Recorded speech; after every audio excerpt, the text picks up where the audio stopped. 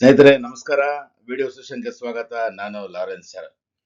ಸ್ನೇಹಿತರೆ, ಈ ಒಂದು ವಿಡಿಯೋ ಸೆಷನ್ ಅಲ್ಲಿ advance corporate accounting 4th semester BCom ನ valuation of goodwill chapter ಸಂಬಂಧಪಟ್ಟಂತ ಒಂದು ಲೆಕ್ಕ ಮಾಡೋಣ. ಈ ಪ್ರಾಬ್ಲಮ್ ನ 2016 ಅಲ್ಲಿ BBAಗೆ 6 ಮಾರ್ಕ್ಸ್ ಕೇಳಿರುವಂತ problem.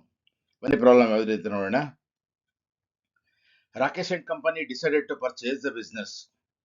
The profit for the last 4 years are 2012 1,20,000, 2013 1,50,000, 2014 1,44,000, 2015 1,38,000. The business was looked after by the management. Remuneration from alternative employment, if not engaged on the business, comes to rupees 18,000 per annum. Find the amount of goodwill if it is valued on the basis of 3 years purchase of average net profit of the last 4 years. ಸದ್ಯ ಈ ಒಂದು problem ಅಲ್ಲಿ ನಾವು ಮಾಡಬೇಕಾಗಿರೋದು calculate ಮಾಡಬೇಕಾಗಿರೋದು ಗುಡ್ ವಿಲ್ದು amount ನ value of the goodwill ನಾವು ಕ್ಯಾಲ್ಕುಲೇಟ್ ಮಾಡಬೇಕಾಗುತ್ತೆ. ಮತ್ತೆ ಪ್ರಾಬ್ಲಮ್ ಅಲ್ಲಿ ಹೇಳ್ತಾನೆ ಅಂದ್ರೆ Rakesh and company decide to purchase business. So ಈಗ ರಾಕೇಶ್ ಅಂಡ್ ಕಂಪನಿ ಅಂದಾಗ ನಾವು ರಾಕೇಶ್ ಕಂಪನಿಯವರು ನಾವೇ ಅನ್ಕೊಳ್ಳೋಣ. ನಾವೇನ್ ಮಾಡ್ತಾ ಇದೀವಿ, ಒಂದು ಯಾವ್ದೋ ಒಂದು ಬಿಸ್ನೆಸ್ ನ ಪರ್ಚೇಸ್ ಮಾಡೋಣ ಅಂತ ಡಿಸೈಡ್ ಮಾಡ್ಕೊಂಡಿದೀವಿ. ಯಾರೋ ಮಾಡ್ತಾ ಇರೋಂತ ನಡೆಸ್ತಾ ಇರೋಂತ ಬಿಸ್ನೆಸ್ ನ ಅವರು ಸೇಲ್ ಮಾಡ್ತಾ ಇದಾರೆ ಅಂತ ಅನ್ಕೊಂಡು ಅವಕಾಶ ಇರೋದ್ರಿಂದ ನಾವು ಅದನ್ನ ಪರ್ಚೇಸ್ ಮಾಡಕ್ಕೆ ನಾವು ಡಿಸೈಡ್ ಮಾಡ್ಕೊಂಡಿದ್ದೀವಿ. ಆ ಒಂದು ಬಿಸ್ನೆಸ್ ಯಾವ ಬಿಸ್ನೆಸ್ ನ ನಾವು ಪರ್ಚೇಸ್ ಮಾಡ್ತೀವಿ, ಆ ಒಂದು ಬಿಸ್ನೆಸ್ ನ ಹಿಂದಿನ 4 ವರ್ಷಗಳ ಆದಾಯ ಪ್ರಾಫಿಟ್ ಏನೇನಿದೆ ಅಂದ್ರೆ the profit for the last 4 years are 2012 1,20,000, 2013 1,50,000, 2014 1,44,000 ಮತ್ತೆ 2015 ಅಲ್ಲಿ 1,38,000 rupees ಇದೆ ಅಂತ ಹೇಳಿದ್ದಾರೆ. ಸೊ ನಾವು ಗುಡ್ ವಿಲ್ ನ ಕ್ಯಾಲ್ಕುಲೇಟ್ ಮಾಡ್ಕೊಬೇಕಾಗತ್ತೆ. ಇವಾಗ ಅವ್ರಿಗೆ ನಾವು ದುಡ್ಡು ಕೊಡುವಾಗ ಆ ಬಿಸ್ನೆಸ್ ಅನ್ಕೊಳ್ಳಿ, ಆ ಬಿಸ್ನೆಸ್ ವ್ಯಾಲ್ಯೂ ಬಂದು 5 ಲಕ್ಷ ಅನ್ಕೊಳ್ಳಿ. ಅವ್ರು ಹೇಳ್ತಾರೆ 8 ಲಕ್ಷ ಅಂತ ಹೇಳ್ತಾರೆ ಆ ಬಿಸ್ನೆಸ್ ವ್ಯಾಲ್ಯೂ. ಅಲ್ಲಿಗೆ ನಾವು 3 ಲಕ್ಷ ರೂಪಾಯಿ ಎಕ್ಸ್ಟ್ರಾ ಕೊಡ್ಬೇಕು. ಆ 3 ಲಕ್ಷ ರೂಪಾಯಿ ಏನ್ ಎಕ್ಸ್ಟ್ರಾ ಅಮೌಂಟ್ ಕೊಡ್ತೀವೋ ಅವ್ರಿಗೆ ಅದನ್ನ ನಾವು ಗುಡ್ ವಿಲ್ ಅಂತ ಹೇಳ್ತೀವಿ. ಅದನ್ನೇ addition to the additional value of the business, ಅದನ್ನ ನಾವು ಗುಡ್ ವಿಲ್ ಅಂತ ಹೇಳ್ತೀವಿ. ಆ ಗುಡ್ ವಿಲ್ ನ ಕ್ಯಾಲ್ಕುಲೇಟ್ ಮಾಡ್ಬೇಕಾದ್ರೆ ನಮ್ಗೆ ಆಧಾರ ಏನಂದ್ರೆ ಪ್ರಾಫಿಟೇ ಆಧಾರ. ಆ ಪ್ರಾಫಿಟ್ ಹೆಂಗಿರ್ಬೇಕು, ಗುಡ್ ವಿಲ್ ನ ಕ್ಯಾಲ್ಕುಲೇಟ್ ಮಾಡುವಾಗ ಏನೇನು ಕಂಡೀಷನ್ಸ್ ಇದಾವೆ ಆ ಕಂಡೀಷನ್ ನ ಫುಲ್ಫಿಲ್ ಮಾಡ್ತಾ ನಿಜವಾಗ್ಲೂ ಗುಡ್ ವಿಲ್ ನಾವು ಎಷ್ಟು ಕೊಡ್ಬೇಕು ಆ ಬಿಸ್ನೆಸ್ಗೆ ಅಂತ ನಾವು ಕ್ಯಾಲ್ಕುಲೇಟ್ ಮಾಡ್ಕೊಳ್ಬೇಕು. ಒಟ್ಟು 4 ವರ್ಷದ್ದು ಪ್ರಾಫಿಟ್ ನ ಅವರು ಕೊಟ್ಟಿದ್ದಾರೆ. The business was looked after by the management. ಇಷ್ಟು ದಿನ ಹಳೆ ಬಿಸ್ನೆಸ್ ನಡೆಸ್ತಾ ಇದ್ರಲ್ಲ ಅವ್ರು ಮ್ಯಾನೇಜ್ಮೆಂಟ್ ಅವರು ನೋಡ್ಕೊಂತಾ ಇದ್ರಂತೆ. ಅವರೇ ಮ್ಯಾನೇಜ್ಮೆಂಟ್ ಅಂದ್ರೆ ಆ ಓನರ್ಸೇ ಬಿಸ್ನೆಸ್ ನ ನೋಡ್ಕೊಂತಾ ಇದ್ರಂತೆ. Remuneration from alternate employment if not engage on the business comes to rupees 18,000 per month. ಇವಾಗ ನಾನೇನ್ ಮಾಡ್ತಾ ಇದ್ದೀನಿ, ನನಗೆ 18,000 ರೂಪಾಯಿ ವರ್ಷಕ್ಕೆ ಸಂಬಳ ಇದೆ. ಎಲ್ಲೋ ಕೆಲಸ ಮಾಡ್ತಾ ಇದ್ದೀನಿ, ನಂಗೆ 18,000 ರೂಪಾಯಿ ಸಂಬಳ ಇದೆ, ಬೇರೆ ಕಡೆ ಕೆಲಸ ಮಾಡ್ತಾ ಇದ್ದೀನಿ.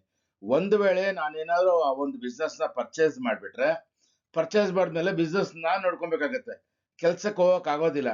ಹಾಗಾದ್ರೆ ಕೆಲ್ಸಕ್ಕೆ ಹೋಗಿಲ್ಲ ಅಂದ್ರೆ ನನಗೆ ಆಪರ್ಚುನಿಟಿ ಲಾಸ್ ಎಷ್ಟಾಗುತ್ತೆ, 18,000. ಈ ತರ ನಾವು ಒಂದು ಬಿಸ್ನೆಸ್ ನ ಪರ್ಚೇಸ್ ಮಾಡುವಾಗ ವ್ಯಾಲ್ಯೂಯೇಷನ್ ಆಫ್ ಗುಡ್ ವಿಲ್ ಮಾಡುವಾಗ ಆಪರ್ಚುನಿಟಿ ಲಾಸ್ ಅಂದ್ರೆ ಆಲ್ಟರ್ನೇಟಿವ್ ಎಂಪ್ಲಾಯ್ಮೆಂಟ್ ನಮ್ಗೆ ಲಾಸ್ ಆಗ್ತಾ ಇದ್ರೆ ಆ ಗುಡ್ ವಿಲ್ ಅಮೌಂಟ್ ಅಲ್ಲಿ ನಾವು ಲೆಸ್ ಮಾಡ್ಕೊಳ್ಬಹುದು ಅಂತ ಅವಕಾಶ ಇದೆ. ಸೊ ಇಲ್ಲೇನಾಗ್ತದೆ, ನನಗೆ ಈ ಬಿಸ್ನೆಸ್ ಅವ್ರು ನೋಡ್ಕೊತಾ ಇದ್ರಂತ ಬಿಸ್ನೆಸ್ ಇನ್ ಮುಂದೆ ನಾನ್ ನೋಡ್ಕೊಬೇಕು. ನಾನು ಅಲ್ಲಿ ಎಂಗೇಜ್ ಆದ್ರೆ ನಾನು ಕೆಲ್ಸಕ್ಕೆ ಹೋಗಕ್ಕಾಗೋದಿಲ್ಲ. ಹಂಗೆ ಕೆಲ್ಸಕ್ಕೆ ಹೋಗಿಲ್ಲ ಅಂದ್ರೆ ನನಗೆ 18,000 ರೂಪಾಯಿ ಒಂದು ವರ್ಷಕ್ಕೆ ಲಾಸ್ ಆಗುತ್ತೆ. ಆ ಲಾಸ್ ನ ಗುಡ್ ವಿಲ್ ಕ್ಯಾಲ್ಕುಲೇಟ್ ಮಾಡುವಾಗ ನಾವು ಅದನ್ನ ಲೆಸ್ ಮಾಡ್ಕೊಳ್ಬಹುದು ಅಂತ ಕೊಟ್ಟಿದ್ದಾರೆ. Find the value of amount of good will if it is valued on the basis of 3 years purchase of average profit. ನೋಡಿ average profit ಅಂತ ಹೇಳ್ತಾನೆ. ಸೊ average profit ಮೆಥಡ್ ಅಂತ ಗೊತ್ತಾಗುತ್ತೆ ನಮ್ಗೆ ಅಲ್ಲಿ. ಈ average profit ನ ಕ್ಯಾಲ್ಕುಲೇಟ್ ಮಾಡ್ಕೊಂಡ್ಬಿಟ್ಟು ನೀವು 3 years purchase ಅಂದ್ರೆ 3 times ಅದ್ರ ಮುಪ್ಪಟ್ಟು ಮೂರಷ್ಟು 3 times ಅದನ್ನ ಮಲ್ಟಿಪ್ಲೈ ಮಾಡಿದ್ರೆ ನಮ್ಗೆ ಗುಡ್ ವಿಲ್ ಸಿಕ್ಬಿಡತ್ತೆ. ಅಂತಾನೆ for of the last 4 years 4 ವರ್ಷಗಳ ಪ್ರಾಫಿಟ್ ನ ನೀವು ಆಧಾರವಾಗಿ ತಗೊಂಡು ಗುಡ್ ವಿಲ್ ನ ಕ್ಯಾಲ್ಕುಲೇಟ್ ಮಾಡಿ ಅಂತ ನಮ್ಗೆ ಹೇಳ್ತಾ ಇದಾರೆ. ಬನ್ನಿ ಗುಡ್ ವಿಲ್ ನ ಕ್ಯಾಲ್ಕುಲೇಟ್ ಮಾಡೋಣ. ಇಲ್ಲಿ ಈ ಗುಡ್ ವಿಲ್ ನ ಕ್ಯಾಲ್ಕುಲೇಟ್ ಮಾಡೋ ಮುಂಚೆ ನಾವೇನ್ ಪ್ರಾಫಿಟ್ ನ ಕ್ಯಾಲ್ಕುಲೇಟ್ ಮಾಡಿ ಹೋಗ್ತಾ ಇದೀವಿ, ಕೊಟ್ಟಿದ್ದಾರೆ ಪ್ರಾಫಿಟ್. ಆ ಪ್ರಾಫಿಟ್ ಅಲ್ಲಿ ಏನಾದ್ರು ಹೆಂಗಿರ್ಬೇಕು ಪ್ರಾಫಿಟ್ ಅಂದ್ರೆ, ಆ ಪ್ರಾಫಿಟ್ ಬಂದು ಇನ್ಕಮ್ ಅಂಡ್ ಎಕ್ಸ್ಪೆನ್ಸಸ್ ಏನಿರುತ್ತೆ, ಪ್ರಾಫಿಟ್ ಅಂಡ್ ಲಾಸ್ ಅಕೌಂಟ್ ನಾವು ಪ್ರಿಪೇರ್ ಮಾಡ್ತೀವಿ. ಆ ಎಕ್ಸ್ಪೆನ್ಸಸ್ ಏನೇನು ನಾವು ರೆಕಾರ್ಡ್ ಮಾಡ್ತೀವಿ, ಏನೇನು ಇನ್ಕಮ್ಸ್ ನ ರೆಕಾರ್ಡ್ ಮಾಡ್ತೀವಿ ಪ್ರಾಫಿಟ್ ಅಂಡ್ ಲಾಸ್ ಅಕೌಂಟ್ ಅಲ್ಲಿ, ಇನ್ಕಮ್ ನೆಟ್ ಪ್ರಾಫಿಟ್ ನ ಕ್ಯಾಲ್ಕುಲೇಟ್ ಮಾಡಕ್ಕೆ ಆ ಪ್ರಾಫಿಟ್ ಯಾವ್ದು ಹೆಂಗಿರ್ಬೇಕಂದ್ರೆ, ಫಸ್ಟ್ ಪಾಯಿಂಟ್ ಅದು ರೆಗ್ಯುಲರ್ ಬಿಸ್ನೆಸ್ ಆಗಿರ್ಬೇಕು. ಈ ನಡೆಸ್ತಾನಂತ ರೆಗ್ಯುಲರ್ ಬಿಸ್ನೆಸ್, ಇನ್ನೊಂದು ಅಡಿಷನಲ್ ಬಿಸ್ನೆಸ್ ಇನ್ನೊಂದು ಪಾರ್ಟ್ ಟೈಮ್ ಬಿಸ್ನೆಸ್, ಇನ್ನೊಂದು ಸ್ಪೆಕ್ಯುಲೇಷನ್ ಬಿಸ್ನೆಸ್, ಇನ್ನೊಂದು ಯಾವುದೋ ಇಲ್ಲಿಗಲ್ ಬಿಸ್ನೆಸ್, ಅದು ಯಾವ ಬಿಸ್ನೆಸ್ ಅಲ್ಲ. ನಾವು ಯಾವ ಬಿಸ್ನೆಸ್ ನ ತಗೊಳಕ್ ಹೋಗ್ತಾ ಇದೀವಿ ಆ ಬಿಸ್ನೆಸ್ ಸಂಬಂಧಪಟ್ಟಿರೋದೇ ಆಗಿರ್ಬೇಕು. ಇದು ಫಸ್ಟ್ ಕಂಡೀಷನ್. ಎರಡನೇ ಕಂಡೀಷನ್ ಏನಂದ್ರೆ ನಾರ್ಮಲ್ ನೇಚರ್ ಇರಬೇಕು. ಅಲ್ಲಿ ಮಾಡುವಂತ ಖರ್ಚುಗಳು ನಾವೇನ್ ತೋರಿಸ್ತೀವಿ, ಪಿ ಅಂಡ್ ಎಲ್ ಅಕೌಂಟ್ ಅಲ್ಲಿ ಎಕ್ಸ್ಪೆನ್ಸಸ್ ತೋರಿಸ್ತೀವಿ, ಈ ಕಡೆ ಇನ್ಕಮ್ಸ್ ನ ತೋರಿಸ್ತೀವಿ. ಈ ಇನ್ಕಮ್ಸ್ ಮತ್ತೆ ಎಕ್ಸ್ಪೆನ್ಸಸ್ ಇದು ಬಂದು ನಾರ್ಮಲ್ ನೇಚರ್ ಖರ್ಚು ಮಾಡಿರುವಂತ ಎಕ್ಸ್ಪೆನ್ಸಸ್ ಮತ್ತೆ ಇನ್ಕಮ್ ಆಗಿರ್ಬೇಕು. ಅಬ್ನಾರ್ಮಲ್ ಕೇಸಲ್ಲಿ ಆಗಿರ್ಬಾರ್ದು. ಯಾವಾಗೋ ಒಂದ್ಸಾರಿ ಬರುವಂತ ಇನ್ಕಮ್ ಬಂದ್ಬಿಡ್ತು, ಅದನ್ನ ಸೇರಿಸ್ಕೊಳಂಗಿಲ್ಲ. ಯಾವಾಗೋ ಒಂದ್ಸಾರಿ ನಾವು ಖರ್ಚು ಮಾಡ್ತೀವಿ, ತಗೊಳ್ಳಿ ಫಾರ್ ಎಕ್ಸಾಂಪಲ್ ಮಷಿನರಿ. ಮಷಿನರಿ ತಗೊಂತೀವಿ, ಮಷಿನ್ ಯಾವಾಗೋ ಒಂದ್ಸರಿ ತಗೊಳ್ತೀವಿ. ಬಿಲ್ಡಿಂಗ್ ನ ಪರ್ಚೇಸ್ ಮಾಡಿ ಯಾವಾಗೋ ಬಿಲ್ಡಿಂಗ್ ಕ್ಯಾಪಿಟಲ್ ನೇಚರ್ ಬಿಡಿ, ಅದು ಅಂತ ಎಕ್ಸ್ಪೆನ್ಸಸ್ ನ ತಗೊಳಂಗಿಲ್ಲ. ಮತ್ತೆ ಮೂರನೇದೇನಂದ್ರೆ ರೆವಿನ್ಯೂ ನೇಚರ್ ಇರ್ಬೋದು, ಕ್ಯಾಪಿಟಲ್ ನೇಚರ್ ಇರಬಾರ್ದು ಅದು. ರೆಗ್ಯುಲರ್ ರೆವಿನ್ಯೂ ಅಂದ್ರೆ ಏನು, ಇಟ್ ಈಸ್ ರೆಗ್ಯುಲರ್ ಅಂತ, ಇಲ್ಲ ಅಂದ್ರೆ ರೆಕರಿಂಗ್ ಅಂತ. ರೆಗ್ಯುಲರ್ ಆಗಿ ಒಂದು ಬಿಸ್ನೆಸ್ಗೆ ಸಂಬಂಧಪಟ್ಟಿರೋ ಪ್ರಾಫಿಟ್ ಮಾತ್ರನೇ ಗುಡ್ ವಿಲ್ಗೆ ನಾವು ಕನ್ಸಿಡರ್ ಮಾಡಬೇಕು.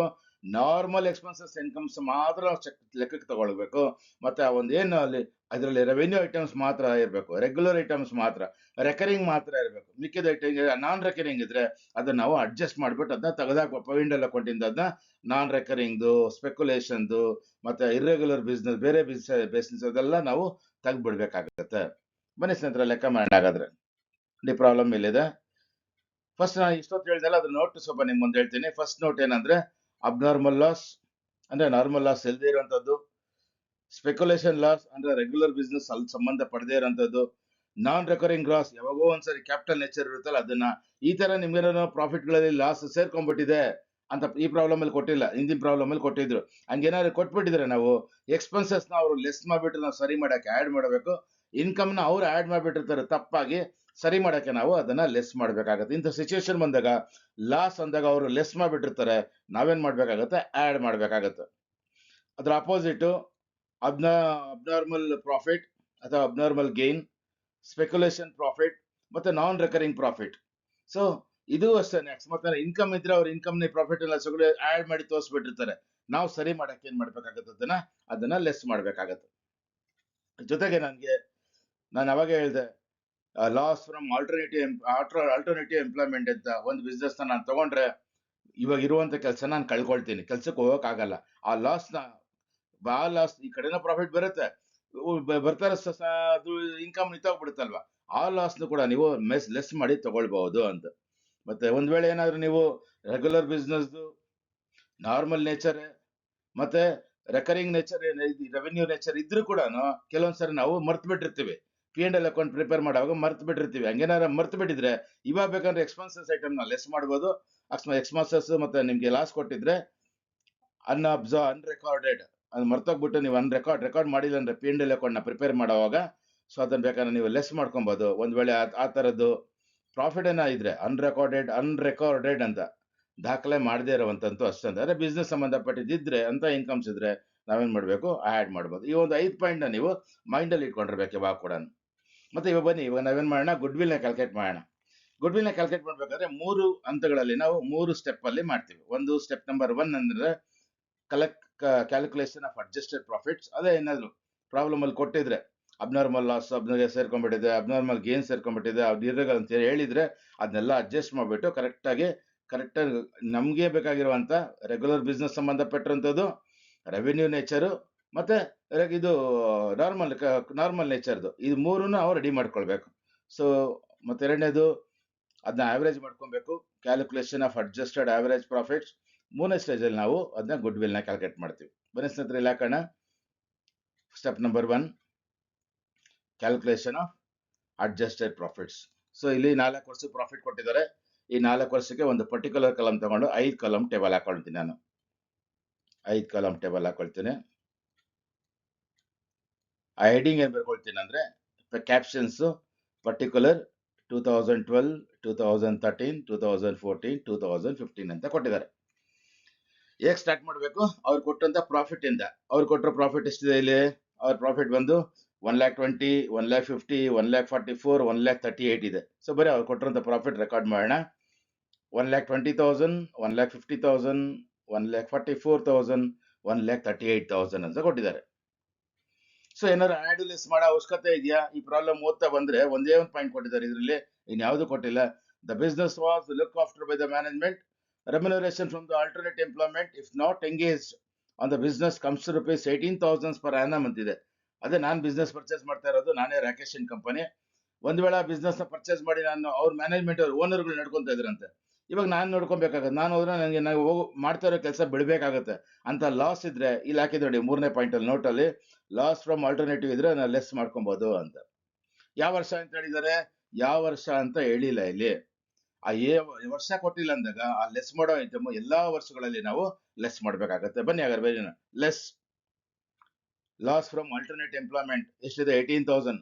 ಯಾವ ಇಂಥ ವರ್ಷ ಅಂತ ಹೇಳ್ದೇ ಇರುವಾಗ ನಾವೇನ್ ಮಾಡ್ತೀವಿ, ಎಲ್ಲಾ ವರ್ಷಗಳಲ್ಲಿ ನಾವು ಲೆಸ್ ಮಾಡುವಂತ ಸಾಧ್ಯತೆಗಳು ಇರ್ತವೆ. ಸೊ ಲೆಸ್ ಇನ್ಯಾವುದೋ ಐಟಮ್ ಇಲ್ಲ ಪ್ರಾಬ್ಲಮ್ ಅಲ್ಲಿ.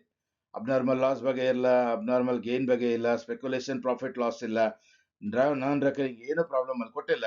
ನಾವು ಧೈರ್ಯವಾಗಿ ಬೇಕಾದ್ರೆ ಈ ಒಂದು ಪ್ರಾಬ್ಲಮ್ ಕ್ಲೋಸ್ ಮಾಡಿದ್ರೆ ಲೆಸ್ ಮಾಡಿದಾಗ 1,20,000 ಮೈನಸ್ 18,000 1,02,000, 1,50,000 ಮೈನಸ್ 18,000 1,32,000, 1,44,000 ಮೈನಸ್ 18,000 1,26,000, ಮತ್ತೆ 1,38,000 ಮೈನಸ್ 18,000 ಅಂದ್ರೆ 1,20,000 ಆಗುತ್ತೆ. ಇದನ್ನ ಬೇರೆ ಯಾವುದು ಆಡ್ ಲೆಸ್ ಮಾಡುವಂತ ಅಡ್ಜಸ್ಟ್ ಮಾಡುವಂತ ಐಟಮ್ಸ್ ಪ್ರಾಬ್ಲಮ್ ಕೊಡದೇ ಇರೋದ್ರಿಂದ ಈ ಟೇಬಲ್ ನ ಕ್ಲೋಸ್ ಮಾಡೋಣ. ದೇರ್ ಫೋರ್ ಅಡ್ಜಸ್ಟೆಡ್ ಪ್ರಾಫಿಟ್ಸ್ ಬಂದು ಈ ವ್ಯಾಲ್ಯೂಸ್ ಆಗಿರುತ್ತೆ. ಅಲ್ಲಿಗೆ ನಾವೇನ್ ಮಾಡಿದ್ವಿ, ಫಸ್ಟ್ ಸ್ಟೆಪ್ ನ ಕ್ಲೋಸ್ ಮಾಡ್ಕೊಂಡ್ವಿ. ಈ 4 ವರ್ಷ ಪ್ರಾಫಿಟ್ ಅನ್ನು ಕರೆಕ್ಟ್ ಆಗಿ ಕಲೆಕ್ಟ್ ಮಾಡಿದೀವಿ, ಇದನ್ನ ಆವರೇಜ್ ಮಾಡಬೇಕು. ಸೊ ಎರಡನೇ step number 2, calculation of adjusted average profits ಅಂತ. ಸೊ ಆವರೇಜ್ ಮಾಡ್ಬೇಕಾದ್ರೆ ನಮ್ಮ ಹತ್ರ ಎರಡು ಮೆಥಡ್ಸ್ ಇದಾವೆ, ಎರಡು ಮೆಥಡ್ ಇದಾವೆ. ಒಂದು ಸಿಂಪಲ್ ಆವರೇಜ್ ಮೆಥಡ್, ಇನ್ನೊಂದು ವೆಯ್ಟೆಡ್ ಆವರೇಜ್ ಮೆಥಡ್. ಪ್ರಾಬ್ಲಮ್ ಅಲ್ಲಿ ಯಾವ ಮೆಥಡ್ ಮಾಡಿ ಅಂತ ಹೇಳಿಲ್ಲ, ಅವಾಗ ನಾವೇ ಡಿಸೈಡ್ ಮಾಡಬೇಕು, ಆವರೇಜ್ ಸಿಂಪಲ್ ಆವರೇಜ್ ಅಲ್ಲಿ ಮಾಡ್ಬೇಕಾ ಇಲ್ಲ ವೆಯ್ಟೆಡ್ ಆವರೇಜ್ ಮೆಥಡ್ ಮಾಡ್ಬೇಕಾ ಅಂತ. ಯಾವ ರೀತಿ ಡಿಸೈಡ್ ಮಾಡೋದು, ನಾವೇನಿಲ್ಲ ಅಡ್ಜಸ್ಟೆಡ್ ಪ್ರಾಫಿಟ್ಸ್ ನ ಕ್ಯಾಲ್ಕುಲೇಟ್ ಮಾಡಿರ್ತೀವಿ, ಅದರ ಒಂದು ಟ್ರೆಂಡ್ ನೋಡ್ಕೊಂಡು ನಾವೇನ್ ಮಾಡ್ಬೇಕಂದ್ರೆ ಸಿಂಪಲ್ ಆವರೇಜ್ ವೆಯ್ಟೆಡ್ ಆವರೇಜ್ ಅಂತ ನಾವು ಚೆಕ್ ಮಾಡ್ಕೊಳ್ಬೇಕು. ನೋಡಿ ಇಲ್ಲಿ ಫಸ್ಟ್ ಇಯರ್ 1,02,000 ಇದೆ, ಆಮೇಲೆ 1,30,000 ಜಾಸ್ತಿ ಆಗೋಯ್ತು, ಚೆಕ್ ಅಂತ ಮತ್ತೆ 6,000 ಕಡಿಮೆ ಆಗೋಯ್ತು, ಇನ್ನು 6,000 ಕಡಿಮೆ ಆಗೋಯ್ತು. ನೋಡಿ ಮೊದಲು ಜಾಸ್ತಿ ಆಯ್ತು, ಮತ್ತೆ ಕಡಿಮೆ ಆಯ್ತು, ಮತ್ತೆ ಕಡಿಮೆ ಆಯ್ತು. ಹಿಂಗ ಅಪ್ ಅಂಡ್ ಡೌನ್ಸ್ ಇದ್ದಾಗ ಫ್ಲಕ್ಚುಯೇಷನ್ ಏನಾದ್ರೂ ಟ್ರೆಂಡ್ ಅಲ್ಲಿ ಇದ್ರೆ ನಾವು ಸಿಂಪಲ್ ಆವರೇಜ್ ಮೆಥಡ್ ನ ಯೂಸ್ ಮಾಡ್ಬೇಕು. ಓಕೆನಾ?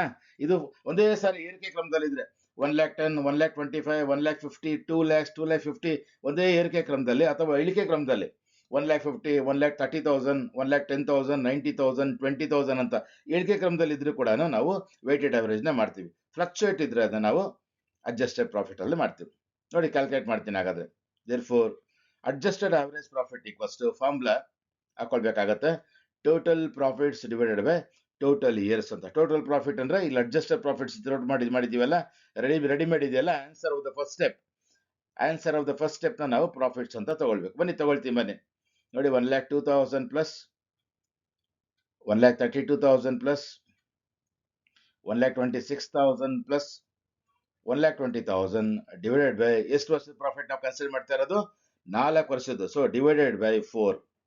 ಅದು ನ್ಯೂಮರೇಟರ್ ಅಂಶದಲ್ಲಿ ನಾವೆಲ್ಲ ಟೋಟಲ್ ಮಾಡಿದಾಗ ನಮಗೆ ಬರ್ತಾ ಇದೆ 4,80,000 ಬರ್ತಾ ಇದೆ. ಮೇಲೆ ಇರಲ್ಲ ಅಂಶ ಎಲ್ಲ ಮಾಡ್ತಾ ಇದ್ರೆ ಡಿನಾಮಿನೇಟರ್ ಇರುವಂತ 4 ಅನ್ನ ಡಿವೈಡ್ ಮಾಡಿದ್ರೆ you will get 1,20,000 as average profits. Adjusted average profits ಬಂದು 1,20,000 ಬರ್ತಾ ಇದೆ. ಸೊ ಅದೇ ಹೇಳಿದಿಲ್ಲಿ, calculate the value of goodwill on the basis of 3 years purchase of average profit. ಅದೇ ಆವರೇಜ್ ನಾವಿಲ್ಲಿ ಕ್ಯಾಲ್ಕುಲೇಟ್ ಮಾಡ್ಕೊಂಡಿರೋಂಥದ್ದು.